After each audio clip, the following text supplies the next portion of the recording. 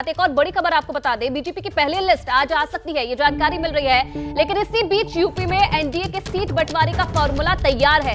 UP में जल्द NDA के बीच सीटों का बंटवारा हो जाएगा, ये माना जा रहा है। एक तरफ जहां बीजेपी 100 से ज्यादा उम्मीदवारों का ऐलान करने वाली है, वहीं सूत्रों के हवाले से खबर यह भी मिल रही है कि बीजेपी के जो सहयोगी दल है उनके लिए 6 सीटें छोड़ेगी बीजेपी के फॉर्मूले के मुताबिक आरएलडी और अपना दल एस को 2-2 सीट दी जाएगी, जबकि ओम प्रकाश राजभर की जो पार्टी है एफबीएसपी और निषाद जो पार्टी है उसके लिए 1-1 लोकसभा सीटें दी जाएगी। तो तय माना जा रहा है बीजेपी का फॉर्मूला कि कितनी सीटों पर यूपी में चुनाव लड़ा जाएगा और गठबंधन की जो पार्टियां हैं उन्हें कितनी जो सीटें हैं वो दी जाएगी। और मेरे दो सहयोगी इस वक्त मेरे साथ जुड़े हुए हैं लगातार, नीरज पांडे हमारे साथ है और वीरेश भी हमारे साथ जुड़ गए हैं। वीरेश, जो ये फॉर्मूला तय किया गया है, क्या फॉर्मूला ये माना जाए कितनी सीटें जो गठबंधन की सहयोगी है बीजेपी उन्हें देगी, क्या फॉर्मूला तैयार किया गया है?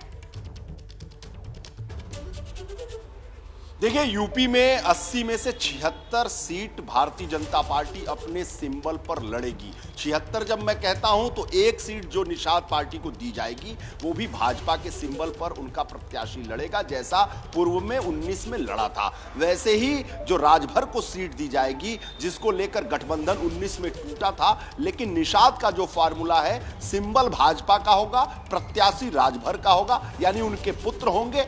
तो वो सीट जो होगी वो भले दी जाएगी निषाद को, राजभर को, सिंबल भाजपा का होगा, लेकिन जो जयंत को दी जाएगी वो अपने सिंबल पर 2 सीट लड़ेंगे। जो अपना दल एस यानी सोनेलाल पटेल यानी अनुप्रिया पटेल की जो पार्टी है उनको 2 सीट दी जाएगी जो अपने सिंबल पर लड़ेंगी, पूर्व की भांति लड़ेंगी। यानी 4 सीट ऐसी है अनुप्रिया और जयंत की जो सिंबल उनके होंगे, लेकिन राजभर और निषाद के लिए सिंबल भाजपा का होगा। 76 सीट यानी 80 में 76 सीट ऐसी होगी जहां से भारतीय जनता पार्टी के सिंबल पर चुनाव लड़ा जाएगा और सीटों का भी बंटवारा लगभग तय हो चुका है। अपना दल सोनेलाल यानी अनुप्रिया की बात करें तो रॉबर्ट्सगंज, मिर्जापुर या प्रतापगढ़, यानी पिछले जो चुनाव था 14 में प्रतापगढ़ से जीती थी अपना दल, तो ऐसे में पिछला चुनाव भाजपा वहां से लड़ी थी, लेकिन हो सकता है कि रॉबर्ट्सगंज की जगह प्रतापगढ़ हो जाए। और वैसे ही बिजनौर और बागपत है जयंत के लिए, ऐसे ही राजभर के लिए घोसी और गाजीपुर और निषाद के लिए संत कबीरनगर और भदोही है। बिल्कुल बिल्कुल नीरज, आपसे मैं ये जानना चाहूंगी कि फॉर्मूला तो तैयार हो चुका है, लगभग जो फॉर्मूला तैयार किया गया था उस पर जो मंथन है वो पूरा हो चुका है, लेकिन जो नामों का ऐलान है वो कब तक किया जा सकता है? क्योंकि आज कहीं ना कहीं संभव माना जा रहा है कि जो नाम है, जो पहली लिस्ट है बीजेपी की तरफ से वो जारी की जा सकती है।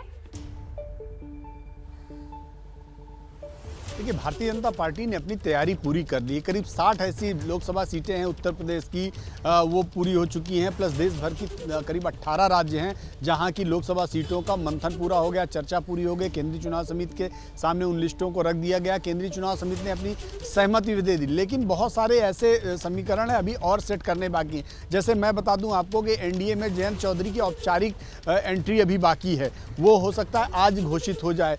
इसके अलावा कुछ और लीडर्स की एंट्री करानी है, क्योंकि फर्स्ट फेज के कई ऐसी सीटें हैं जिसमें अभी नए उम्मीदवारों को सामने लेके आना है। तो भारतीय जनता पार्टी उन सब पर काम कर रही है। मुझे ऐसा लगता है कि आज देर शाम तक या अभी ये जो लिस्ट है वो अगले 1-2 दिन के लिए होल्ड भी हो सकती है, अगले 1-2 दिन बाद रिलीज की जा सकती है, क्योंकि जब तक भाजपा सारी चीज़ें कंप्लीट नहीं कर लेगी, यानी किसी नेता की एंट्री होनी है तो वो एंट्री करानी, प्लस एनडीए का जो पश्चिमी यूपी में एनडीए का गठबंधन का क्लियरेंस है वो अभी होना है।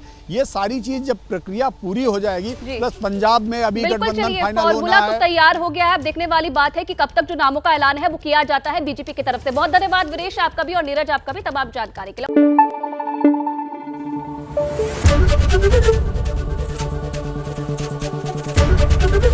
एबीपी न्यूज आपको रखे आगे।